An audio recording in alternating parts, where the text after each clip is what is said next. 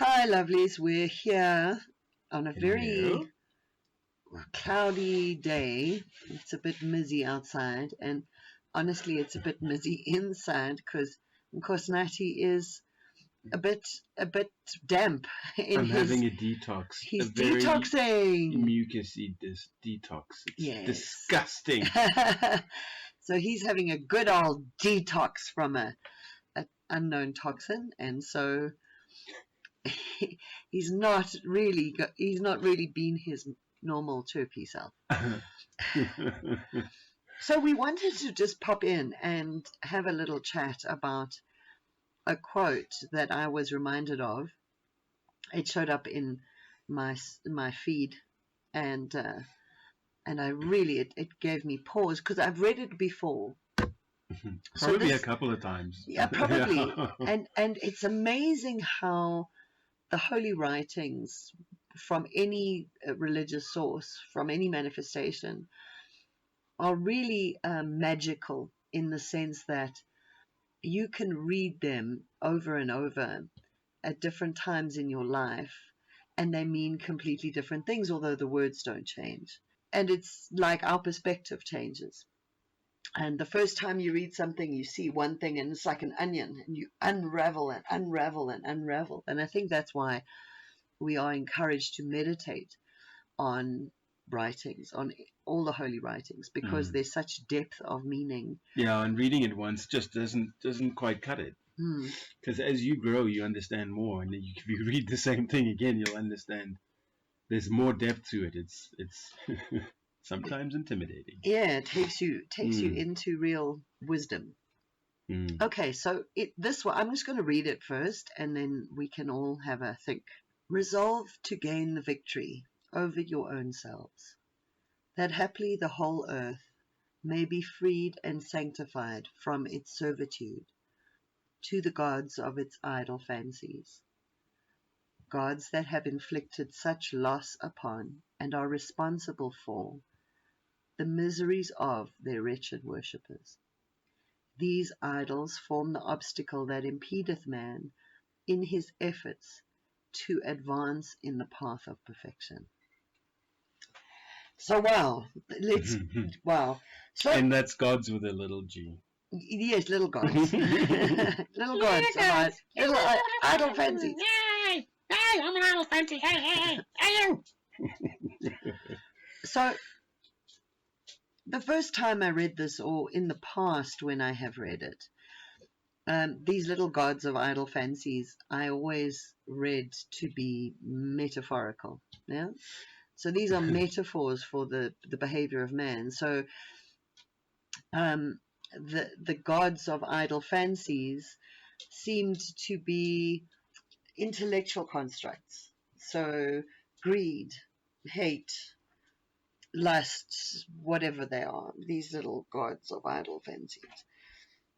But this time when I read it, after what we've been through in the last 3 years of crazy, it seemed to say something else. So the first bit, resolve to gain the victory over your own self. So like, see, I like that.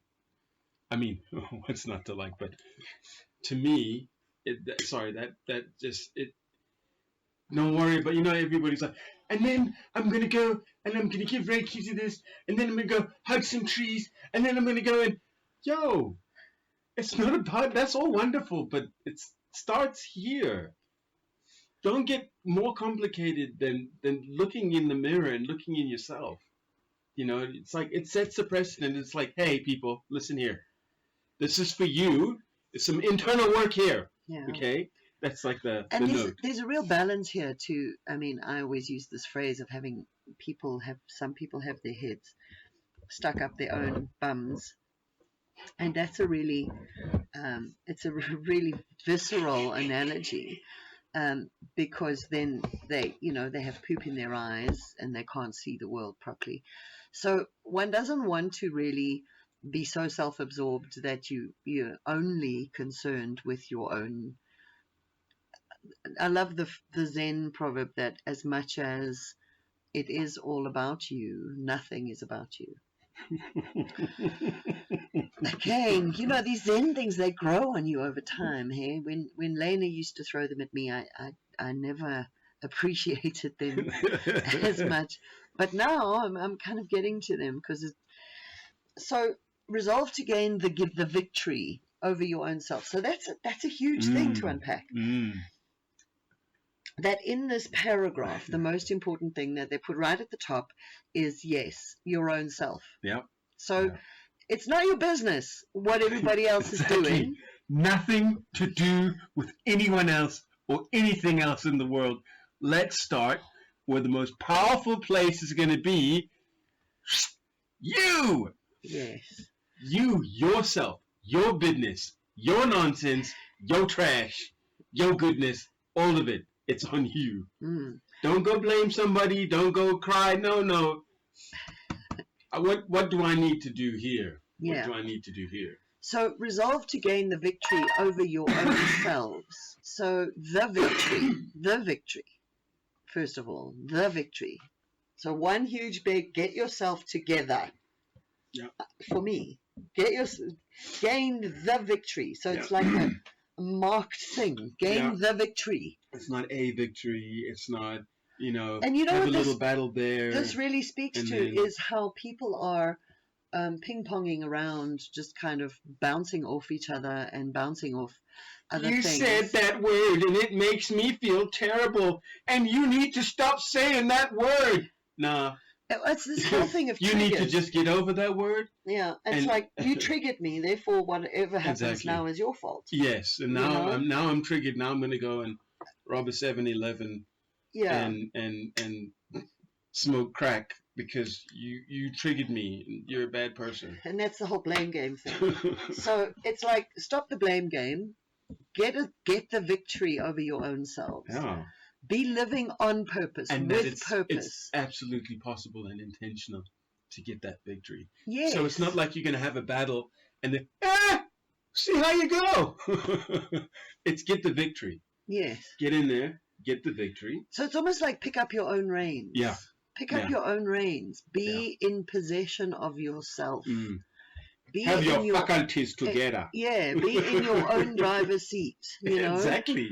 Don't be being triggered by everybody, and don't be out of control of your life. And because that one does that, and those people make me feel like that when they do that. Oh, come on, no. And this is a really big thing because in the world today, it's not like the governments of the world in general, or the hierarchies in the world. Most of them, in general, aren't maybe to blame for a few things. I don't think it's any government particularly. I think perhaps it's the systems that we've allowed, because they're all rubbish. So I mean, why pick on any one thing? It's nothing's worked. There's no shining example of, oh, here you go.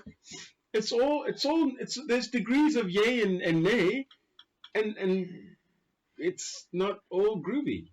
Actually, that's something I'd love to hear. If anybody out there knows of a country or a political system that has worked, if you live in a country where your political system actually works 100%, and there aren't any people in poverty, and there aren't any, let us know. Let us know in the comments.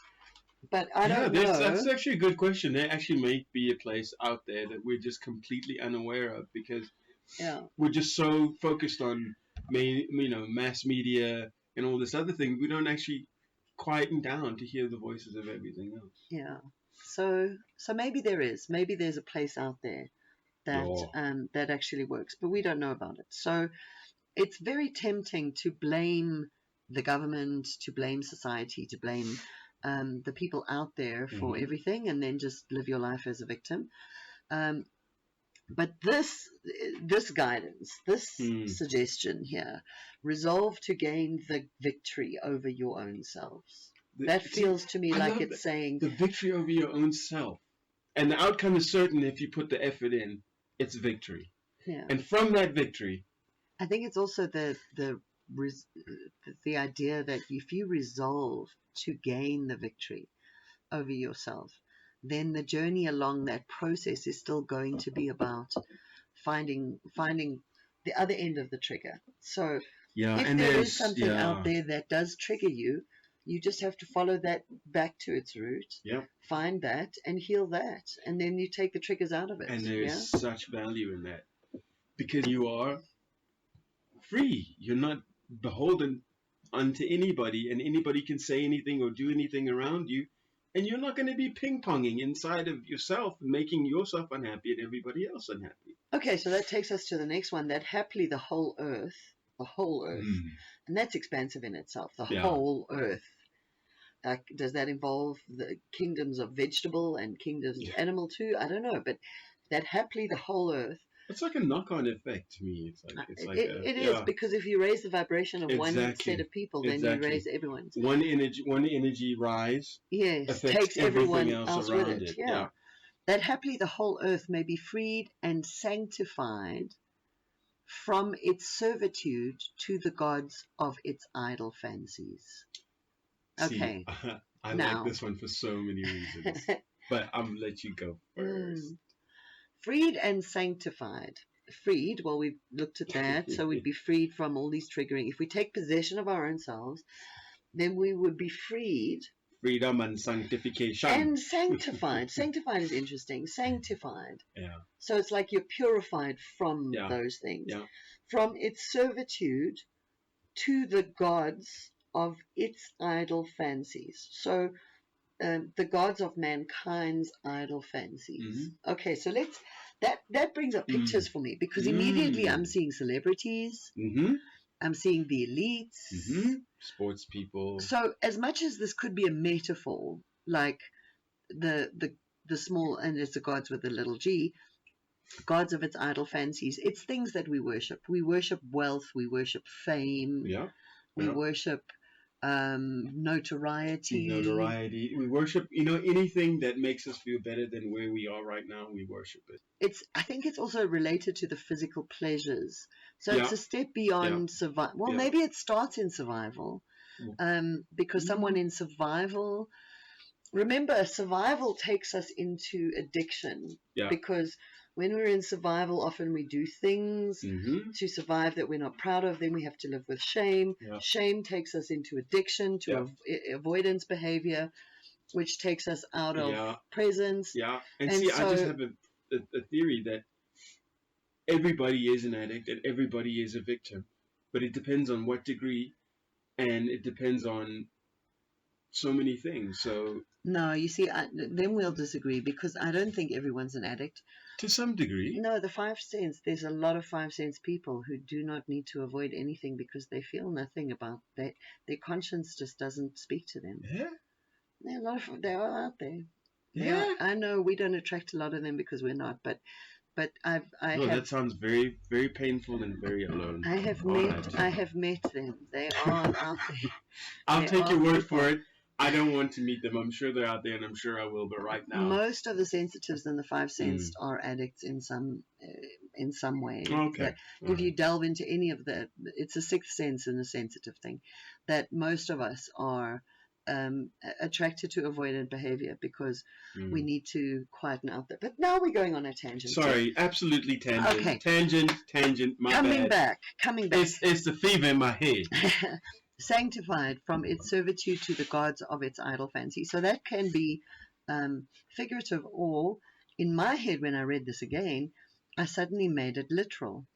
Like these little gods, gods with a little g, of idle fancies, in human personification, could well be celebrity, could well be the people who manifest all of these, or the icons of these things that mankind in the last couple of decades seems to have been chasing. So these famous people, and sometimes famous for what, I don't know, like really, like what? Hello. Yeah. And I feel really, oh God, now I sound like my grandmother, but I really feel a sympathy for youth today, that their icons are really shockingly scant and deficient. And I mean, and really, it's okay to be absolutely buck wild broken. Really. And like, oh no, I'm broken, and you better love me for it. Oh no, I don't think so. I mean, I'm looking at some of our generation's icons now are the people who, when we were young, were drug addicted and lost their way, and now they have recovered themselves and turned into decent human beings, and those are good icons to have. And they have a depth of experience, and they have some and they're wisdom, a lot rounder, and they've got wisdom now, and it's like, yeah, okay. But then you get some that are just like, ha ha. But those aren't the icons of the next generation. The next generation's icons are I don't even know, who are they? People on social media, I guess. No, straight up. No, sorry. I think the next generation's icons are just going to go absolutely backwards. And what we're going to do, because we don't have anything set up, we're just going to go back, and people are just going to go back and do the same stupid stuff that they did before the modern era. So it's going to be, oh no, I worship this turnip. Turnip makes me happy. Worship, come people, come worship the turnip. The turnip will make you, look, come sacrifice yourself to the turnip. The turnip will, I think that's where we're going to go. Because there's no other place where we've gone here, we've gone the whole icons and this, and then it's just going to fall apart. And then people who believe in that are going to be like, do you worship the holy turnip? No, man. No. Come on, bro. So I think this is a little fever tinged, maybe. but you get what I'm saying. But I get what you're saying. Okay, so the gods of its idle fancies. The one who may not be mentioned, the BG, the Mr. Computer Man turned jab man. Yeah. To my mind, he would be a little G. Oh yeah. Oh yeah. Oh yeah. He's kind of an icon of exceptional wealth, and I suppose he's been positioned now as a philanthropist. And he's been positioned as a very successful man. So it really goes to speak to. Let's be happy. The whole earth may be freed and sanctified from its servitude to the gods of its idle fancies. Now, in that expression, in the physical expression, if we're glorifying these elites, even royalties, even these business very icons, big business, sports people in particular, sports teams. Yeah. I mean, the flavors are out there. There's so many different flavors, and I'm not saying like, don't have a sports team, don't have this, don't read comic books. That's just crazy. Okay, don't have fun, don't enjoy life, just be like sit there in a little wooden box and no, I'm not saying that. I'm just saying you don't worship them. Yeah. That's not the end all be all. Yeah. There's something beyond that. Yeah. That you actually do worship, whatever you want to call it. It's not something here that you can see. I can really see how those people. Do you see how for me these personifications could well be interpreted as the gods with a little g of idle fancies, these people. Yeah. And to be freed and sanctified from our servitude to that. Because really there is a kind of servitude to it. Oh, right? Absolutely. Look at how we treat our celebrities, royalty. It's differential. And the institutions. The institutions are, oh my goodness. We are in absolute servitude, whether we realize it or not. And to me, this is a big wake-up call because it says, okay, maybe I need to look at this again. And maybe what I'm doing is in servitude and not in independence. Because the way we live our lives, the structure of our lives right now, I mean, we're born, we grow, we get a job. It's that whole Dewey education system thing. Shall we be educated to serve a function in society, or shall we be educated to find our higher purpose? And the whole education system was shifted to educate people to do a job, to serve mankind. To do a job. And not that service to mankind isn't wonderful, but the way you serve needs to be in alignment with your purpose, and needs to be in alignment with your bliss, because that is your best service. And your higher self. It's all got to be connected. Otherwise, what you're doing is basically empty. It's servitude to these gods of idle fancies who have set up society so that the rich get richer and the impoverished get impoverished. Exactly. So who are you spiritually, and what are you connected to? That's the whole thing. Everything else is just a distraction. What occurs to me is the alliance that was made by the church of the time, and in my ancestral homeland, which is the UK, and the churches aligned with the lords, or even across Europe they did it. The church aligned with the rulers, and they started preaching that poverty was a good thing. It was spiritually, it was a good thing, and if you lived your life in poverty and suffered lots, you'd have kudos in heaven. Yeah.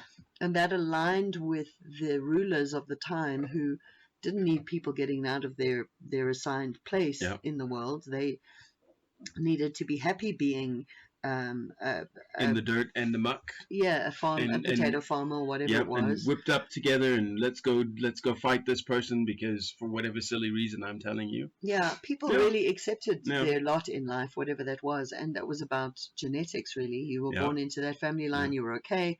If you were born the son of a potato farmer, then you were going to be a potato farmer. Exactly. And in those times, the church and the rulership you weren't going to really, turn into Michelangelo really colluded. Or be some kind of warrior somewhere. You were a potato farmer, and that was it. Yeah. So we really have been shackled by our servitude to the gods of idle fancies, even if they are personifications, even if they are what we would then have called the ruling class, or today have called the elites.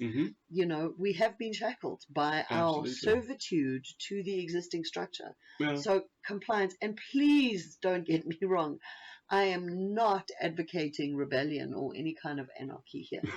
That's really not going to be good for mankind in any way. No, going buck wild never helps anyone. No, but it's still good to ask the questions. Yeah. It's still good to revisit, to investigate truth, and to say, are we better off as humanity in servitude to these gods with a little g? Exactly. And what are we doing here? Is this actually something we need to be doing? Or is this now servitude? Hang on.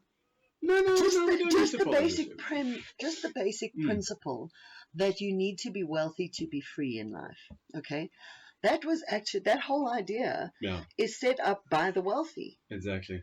So they are the wealthy declaring that you have to be one of us in order to be free. And we're going to do everything that we can to make sure you don't get here. You don't get here. You're not going to get here. You're going to be your own little Suji selves. Unless you follow our particular path, in which case we will absolutely control that. Yeah. And have control over the gates. Or if one of us picks you up as our godhood, student, as our godhood, we may decree, decree that you may join us partially to some degree. But I mean, it's a whole farce. Yeah, because now the next sentence here says, gods that have inflicted such loss upon and are responsible for the misery of their wretched worshippers. So that then ties in to the idea of this personification, because these elites, these wealthy ruling class people that have set society up as they have, these have inflicted such loss upon people, and they are responsible for the misery of the people who worship them. So the people who, I want to be like him, I want to be like one of the rappers, or I want to be like, even this whole, come on, ladies, we all kind of got fed this Cinderella syndrome as growing up, whether by our parents directly or by society indirectly, that one, at some point in our growth curve, we had this fantasy about being found by the Prince Charming on the white horse and being whisked away.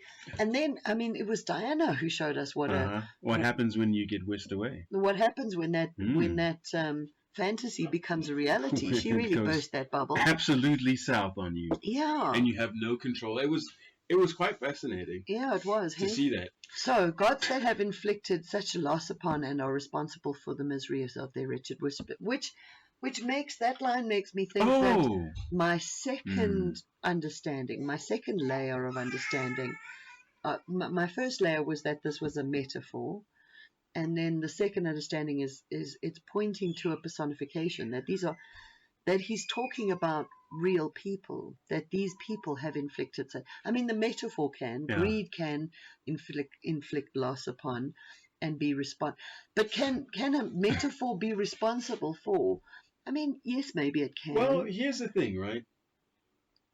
Like World War One was the first World War. It was atrocious. There were things that happened there that were just had never happened in the history of the world on a global scale. In individual countries, I'm sure there were different things going on, but it never happened. And at the end of World War One, the world said, never again. That was horrible. That was the most terrible thing. Oh! And then we proceeded to have every single war and calamity after that until we're standing here today with the God of War. Speaking to us on our shoulder, and we all are completely okay with a certain level. It's ridiculous. You know, I with technology being what it is today, I think that most people at some level must have access to some device, and it would not be impossible to have a global referendum.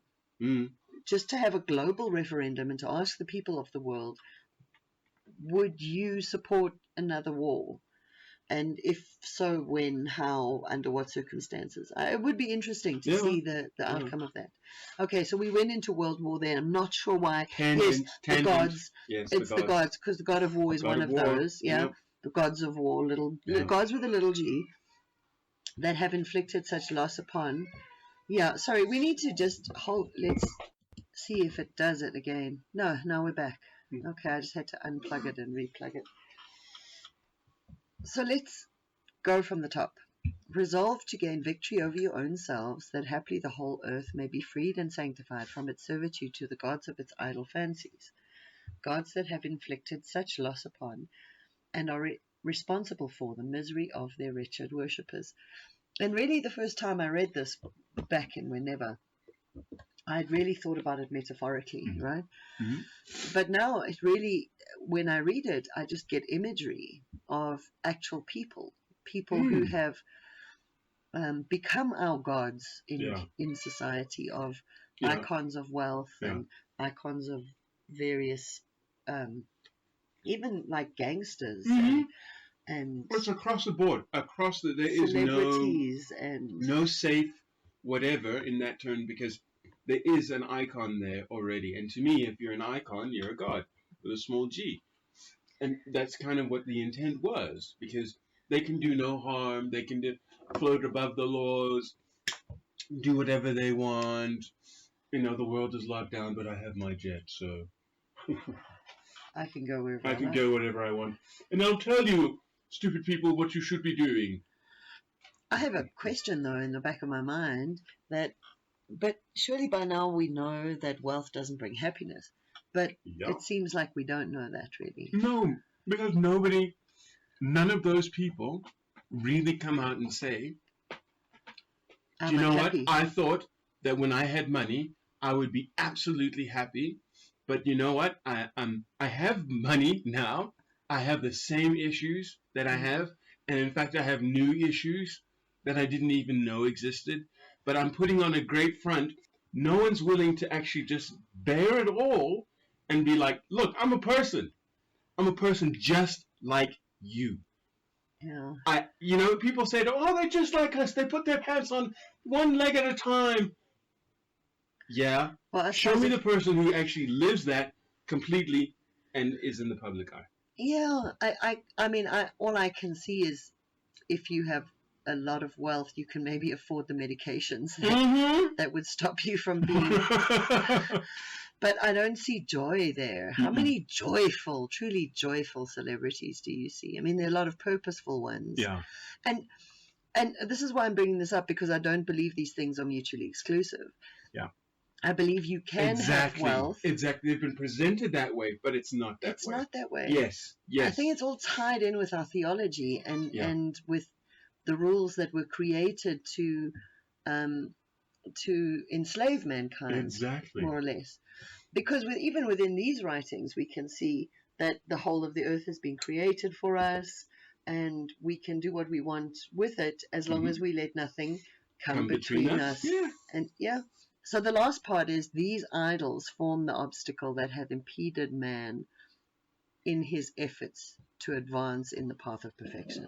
Mm. Okay, so if it weren't for our hunger for... So let's start it this way. There was the first group of people that sought to enslave mankind. Mm-hmm. And many along the way got it right. They actually enslaved mankind. Yeah. And then even when mankind became, so, in quotes, free, we were still enslaved to a system. Exactly. And even now, we're enslaved to the grindstone. We're enslaved to this, have to earn a living, have to earn an income, have to feed the family, have to... And I mean, It's just the the other gods of day... indoctrination instead of for what's right. So instead of knowing and having a general populace that knows and you trust, knows what's right, there's a lot more I exploration. don't understand, for example, why agriculture or just growing things is not taught in schools, because surely for a man or a woman to truly feel secure in their own selves, they need to know that their basic needs are taken care of, like the Maslow's hierarchy of needs. We need to know that those basic needs. So agriculture should be taught in schools. Kids should learn how to grow a vegetable or two, or have a vegetable garden at every school. I mean, look, Uber Eats is great, but just know where the stuff comes from before it gets there. Yeah, they all have, if every school had a little farmhouse that had agri crops and that kids tended, that everyone always had that skill, that worst comes to worst, we can grow our own food. Yeah. And then they learn some kind of self-defense, like martial arts or something. So they have some physical security as well. Kids can't take care of their own roofs yet, but maybe even learning how to build a house, that would be a good skill. We really need to start back at that point. We have to start all the way back at the beginning. Just so that people are born and grow with some security, that I can take care of me. Drop me in the middle of the wilderness and I know I'm actually independent of whatever system is out there, and I can actually, if I choose not to participate in it, I can exist. These idols form the obstacles that impedeth man in his efforts to advance in the path of perfection. I mean, if kids grew and were driven by not what would make them the most money, or not what would ensure their survival financially, but if they were driven by their bliss, what gives me joy, what am I truly good at, then we would be seeing levels of perfection that we're not seeing now. Exactly. People would be some encouraged. of the most amazing... I am perplexed by how little one must think of the generality of mankind to think of it as cattle, or think of it as animals that need to be herded and controlled. It amazes me that anyone could have that small an opinion of, and almost it's not only just a lack of respect, it's contempt for mankind, that they feel that the world needs to be...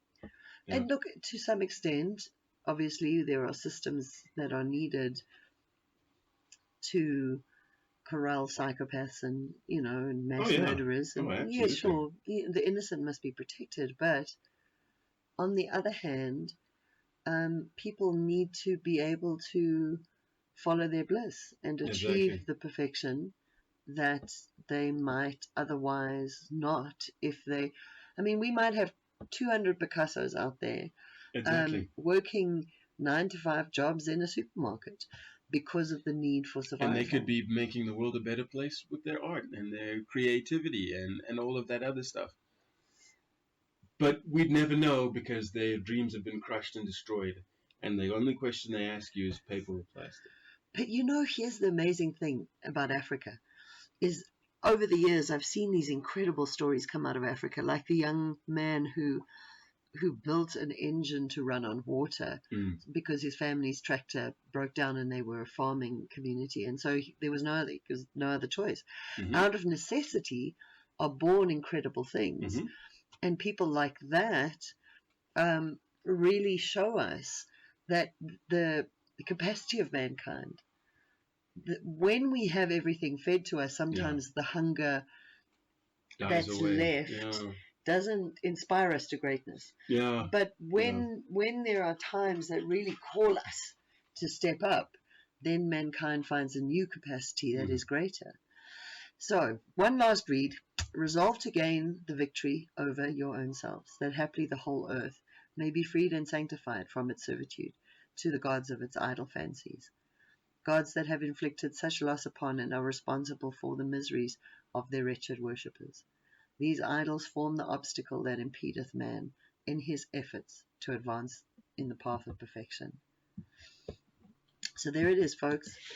If we just Path of perfection. Path of perfection, and to gain victory over our own selves, so that we're not enslaved by a passion for fame and wealth and all of that. There's nothing wrong with wanting good things. There's nothing wrong. And there's nothing wrong with wanting to be famous or wanting to be an actor or a singer or a director or anybody like that. We're not saying that at all. No, it's just your authentic self needs to be on the path to joy always.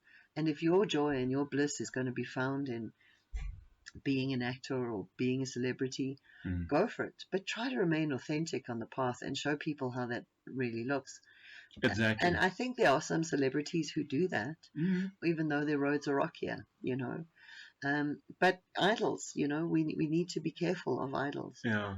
Because idols can also take us far off our path. So maybe the answer, the end comment here is to find our bliss and follow that, because your bliss will take you to good places. And don't sell your soul to these gods with a small g. Yeah, exactly. Idle fancies, gods of idle fancies. And you work on yourself and you change the world. That's it. That's it. That's it. Okay, people. Okay, lovelies. I know that you're changing the world every day just by showing up, and we are very grateful for you doing so. Much love to you. Bye-bye. May joy find you. May delight creep up on you. And may you always be headed for happy. Bye now. Bye.